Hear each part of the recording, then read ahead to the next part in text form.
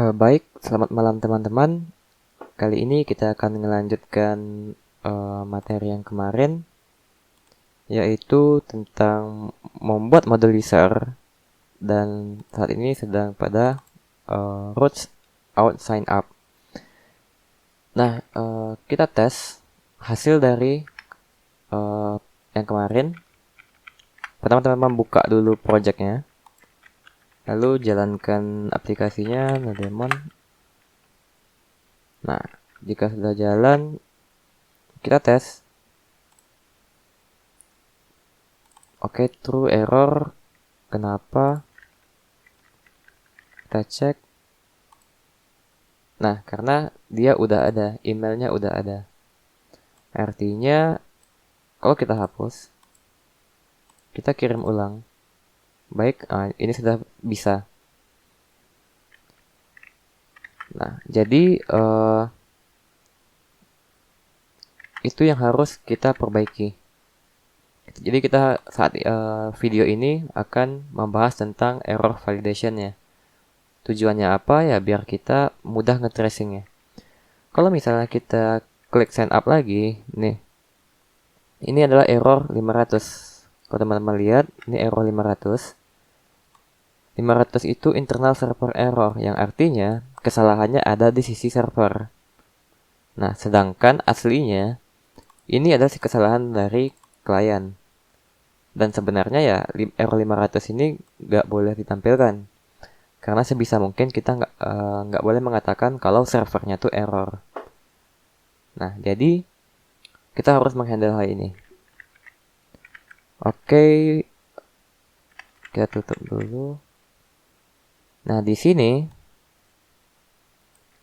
setelah dilakukan pengecekan terhadap email, password, username, dan address-nya apakah ada, kalau ada, maka kita lakukan cek lagi terhadap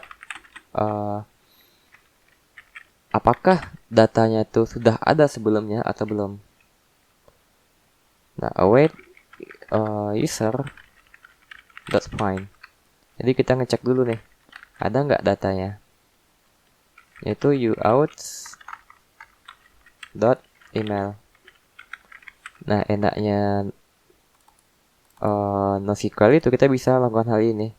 Jadi uouts dan email ini kita mau ngecek datanya. Nah, jadi sama nggak dengan email yang diinputkan. Jika user.length-nya lebih dari 0, artinya usernya itu ada, maka di sini kita bakal statuskan dia 409 dengan respon JSON-nya status 409 error. Errornya data duplicate. Oke. Nah, jika else artinya jika length-nya 0, nah maka simpan dia. Oke, status 201 user. Ini data user. Oke. Kali ini kita tes. Oh, masih error sepertinya. Email is not defined. Oh ya, ini artinya adalah body.email. Oke. Nah, status 409 data duplicate atau konflik. Nah, berarti kita memberitahu ke si front end bahwa email ini telah digunakan. Silakan pakai email yang lain. Nah, seperti itu. Jadi bukan kesalahan server lagi. Nah, namun jika kliennya tidak mengirimkan address 400 bad request. Bad requestnya nih apa gitu. Kita nggak tahu apa sih yang hilang. Kenapa sih tiba-tiba dia bad request gitu. Nah, jadi kita harus, kalau misalnya di sisi front end, back end, ini kenapa bad request? Kan aku udah ngirim gitu. Dan back endnya ya sibuk nyari tracing sendiri gitu. Nah, satu-satunya cara ya kita harus ngebuat error validation lagi di sini. Nah, jadi di sini kita buat error validation lagi. Pertama kita buat let invalid dulu. Ini gunanya apa? Sebagai penampung apa saja yang hilang dari requestnya. Kita cek if body.email itu ada atau tidak. Ini pakai notation not di depannya. Atau body.email itu sama dengan kosong. Atau kita buat lagi, atau body.email itu sama dengan 0. Atau sekali lagi, body.email itu sama dengan undefined. Jika iya, maka invalidnya plus sama dengan email, spasi. Nah, setelah itu, ini kita tes dulu. Invalid plus sama dengan must be include. Atau terserah sih, misalnya is required juga boleh. Nah, jadi errornya kita ganti dengan invalid. Oke, kita tes. Kita hilangkan email ya. Email is required. Nah, jadi si port N-nya tahu, oh emailnya saya belum kirim nih. Nah, seperti itu kira-kira. Jadi ini memudahkan untuk dalam sisi nge-debugging atau nge-tracing. Mungkin terkesan ya ribet ya. Nah, tapi itu memudahkan dalam sisi production-nya nanti. Kita copy. Kita lakukan hal yang sama untuk password, uname, dan address. Email, password, uname, satu lagi address. Oke. Jadi kita copy aja. Kita seleksi semua. Apa tadi? Email, password ya. Password. Di sini uname, dan di sini address. Nah, jadi kita tes. Email is required. Kalau semuanya nggak ada, email, password, uname, address is required. Nah, jadi dia itu dibutuhkan. Dan ini memudahkan di si front end untuk mengetahui, oh apa nih yang kurang. Nah, jadi itu hal sederhana. Nah, mungkin teman-teman berpikir ini ribet ya. Dan kita nanti juga bakal melakukan hal yang ini di sisi front end, di method out sign in. Misalnya kita buat nih dot out sign in. Nah, kita bakal buat juga dia di sini sebagai validasi apakah email atau passwordnya telah dimasukkan. Nah, seperti itu. Nah, prinsipnya jangan melakukan hal yang sama berulang-ulang. Nah, jadi kita simpan ini nih di dalam suatu function, function, yaitu helper lah. Kalau bisa dibilang kita buat semacam function di helper untuk melakukan pengecekan. Ini kita bisa buat dia check.js. Lalu kita export is required aja deh. Required data non validate. Ini artinya data yang belum divalidasi. Dan ini data sebagai apa sih yang wajib gitu, data requirednya. Nah, jadi Nah, oke, mungkin kita konsol log dulu deh.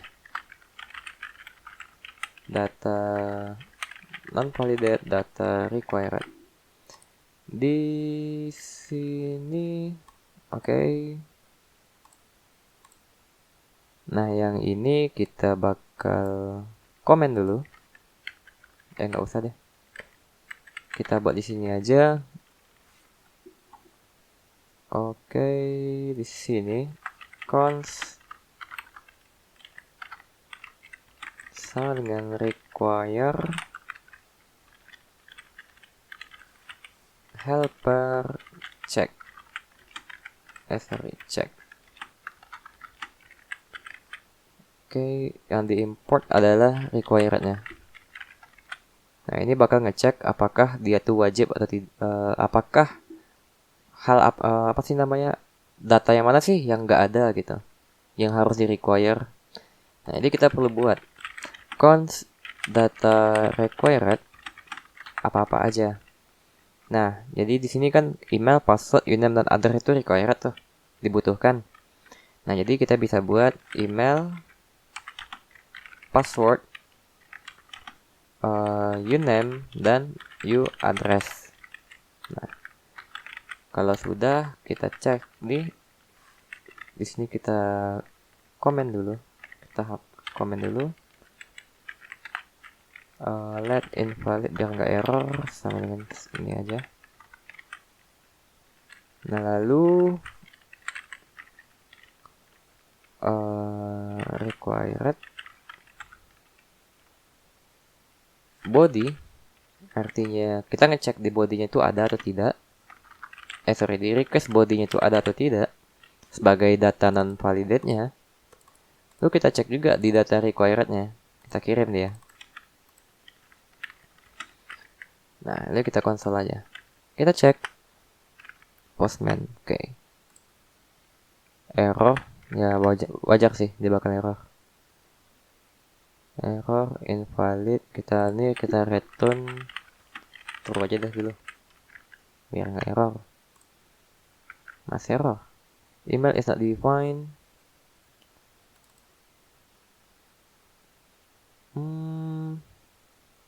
Yang mana nih? 3317. Ini ya. Oke,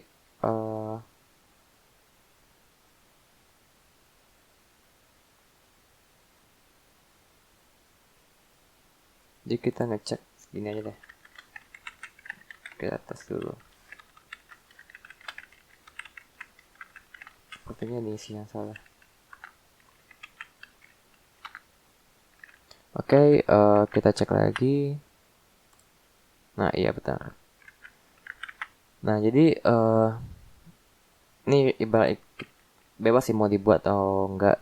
Maksudnya mau diisi atau enggak. Yang penting kita cuma mendefinisikan data required itu mempunyai email, password, username, dan address sebagai datanya atau objeknya. Nah, jadi di sini kita bakal ngecek let invalid itu string kosong, jadi kita bakal ngebuat ini di dalam sini. Cuman kita bakal buat dia secara dinamis. Maksudnya apa? Kita bakal buat dia sesuai dengan datanya nanti. Karena kan body email, password, username, dan address kalau kita copy mentah-mentah ke sini, otomatis di sign in nanti itu tidak ada dan pastinya error. Nah, jadi kita buat dia secara dinamik. Yang pertama, kita lakukan perulangan, yaitu let data required in data required. Ini artinya kita ngambil datanya.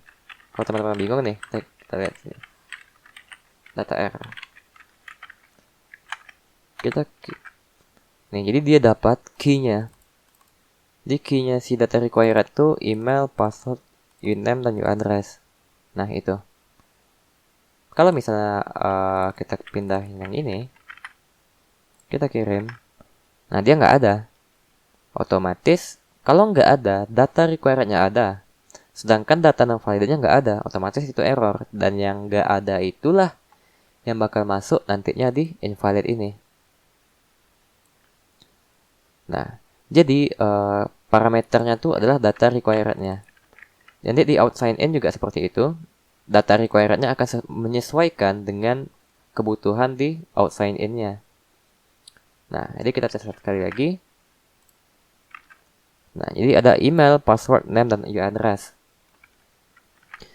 Nah, setelah itu kita cek Nah, ada namanya type of untuk ngecek tipenya. Kita juga bisa melakukan hal ini. Data non validate data R untuk ngeceknya. Otomatis undefined semua. Kalau misalnya email kita kosongkan, emailnya ada, tapi ininya kita kosongkan. Sorry. Tes Gmail tes dan ini nggak ada. Oke. Nah, jadi kita cek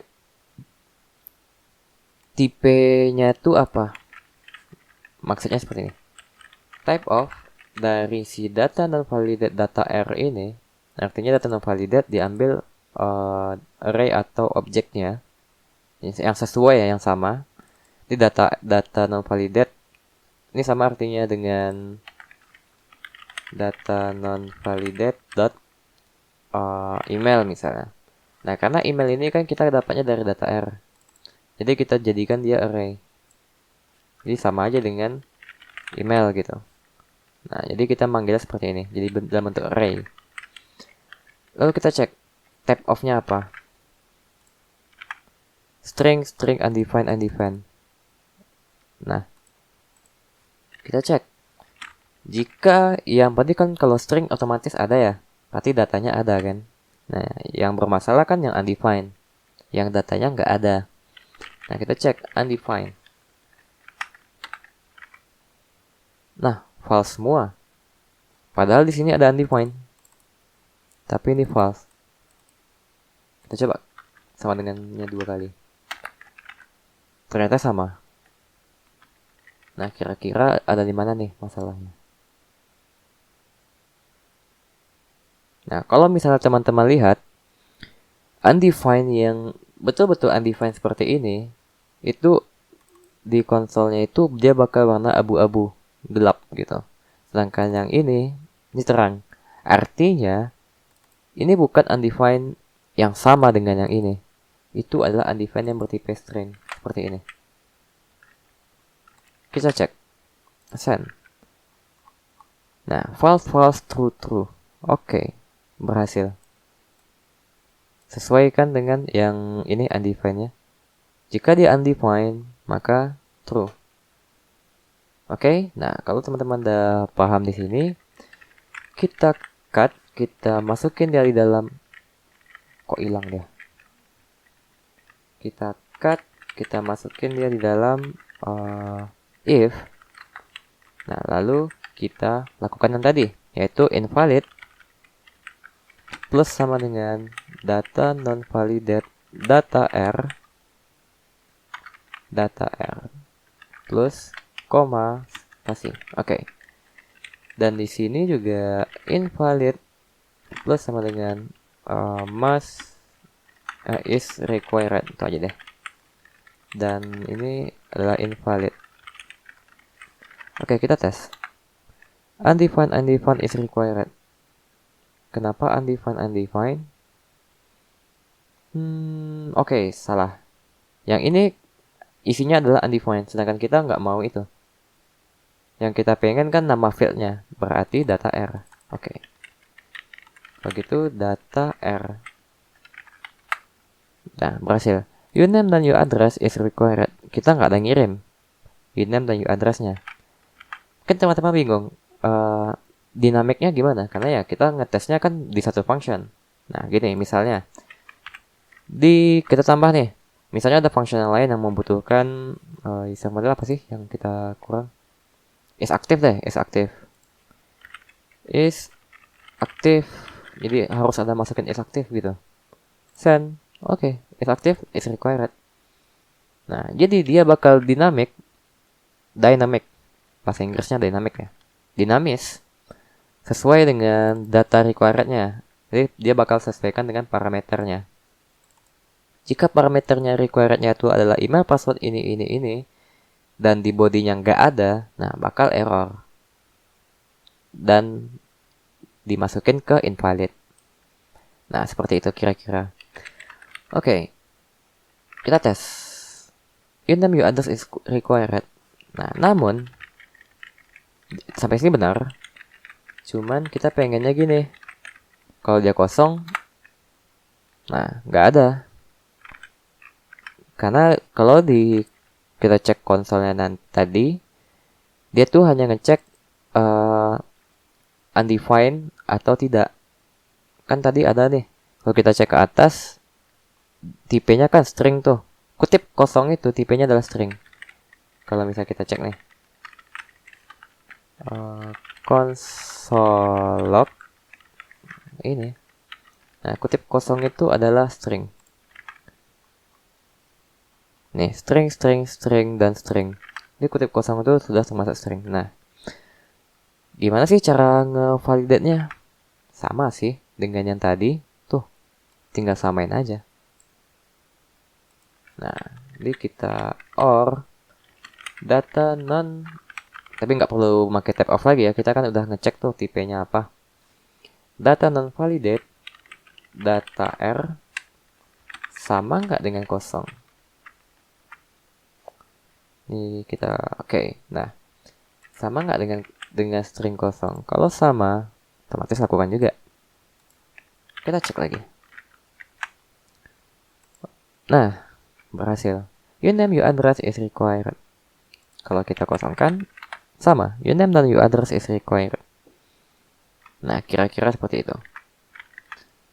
Nah, ini adalah contoh dari function check atau validate yang kita buat untuk required. Teman-teman bisa berkreasi, ngebuat function sendiri untuk melakukan pengecekan. Dan ini kita nggak butuh lagi karena kita udah dihandle sama ceknya. Coding kita juga lebih rapi dan ngedebuggingnya lebih mudah. Karena kita mempunyai error handling ya. Jadi kalau misalnya dia error, cek, oh ininya kurang nih. Nanti bakal si front end diisinya. Uname A, uaddress-nya B. Cek, oh data duplikat nih. Emailnya sama dengan sebelumnya. Lalu kita bedain. Oke, berhasil. Nah, seperti itu kira-kira. Kita cek di sini.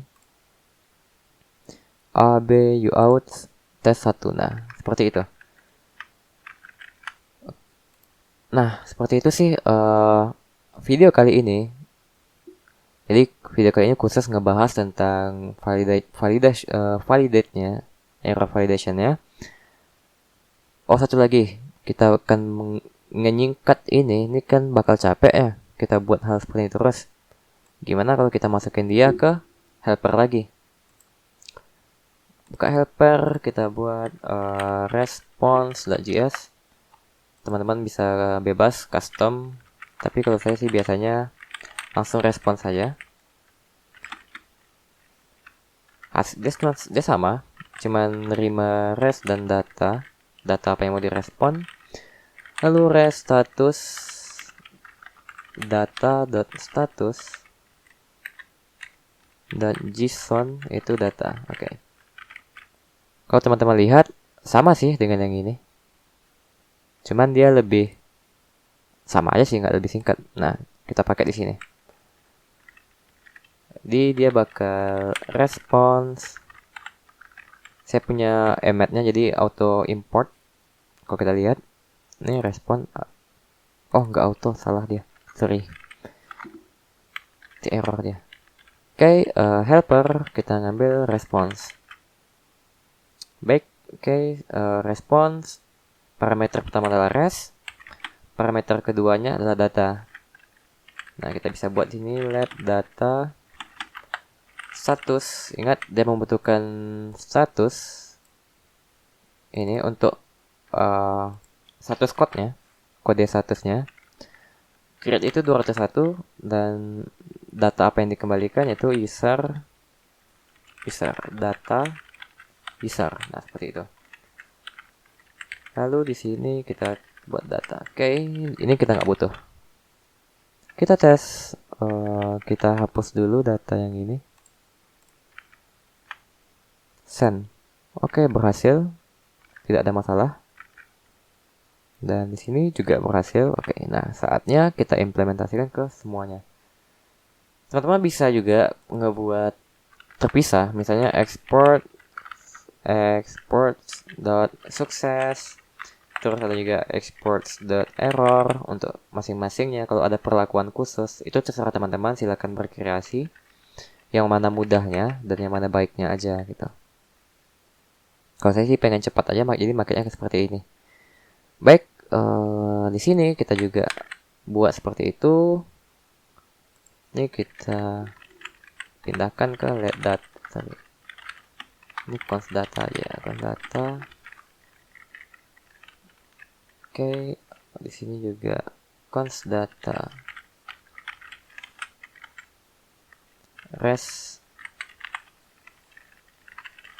response. Oke. Dan begitu juga di sini. Const data status itu 500 dan errornya adalah R. Nah, di sini kalau udah masuk catch berarti itu baru kesalahan kita. Jadi yang di sini itu baru kita yang akuin itu kesalahan kita. Apakah memang ada error coding atau gimana? Error server. Nah, itu baru di catch-nya. Response res data. Oke, kita tes ulang. Tadi apanya udah berhasil ya? Oke, data duplikat berhasil. Datanya nggak duplikat tapi kurang satu. Uname is required. Uname others is required. Oke, berhasil. Nah, seperti itu kira-kira teman-teman untuk pembahasan kali ini kita ngebuat function untuk melakukan pengecekan yaitu required dan response untuk menampung responsnya. Teman-teman bisa berkreasi di respon ini untuk berkreasi seperti membuat dua terpisah, ada untuk function suksesnya dan function errornya. Nah, itu terserah teman-teman mau buatnya seperti apa. Oke, kali ini cukup sekian. Kalau ada yang ingin didiskusikan, silakan diskusikan. Karena ini sifatnya diskusi, jadi tidak ada yang lebih hebat. Mungkin teman-teman punya metodenya sendiri dan itu lebih baik, silakan disampaikan. Baik, cukup sekian. Terima kasih. Selamat malam. Dan sampai jumpa untuk materi atau video tentang authentication untuk sign in-nya. Baik, selamat malam.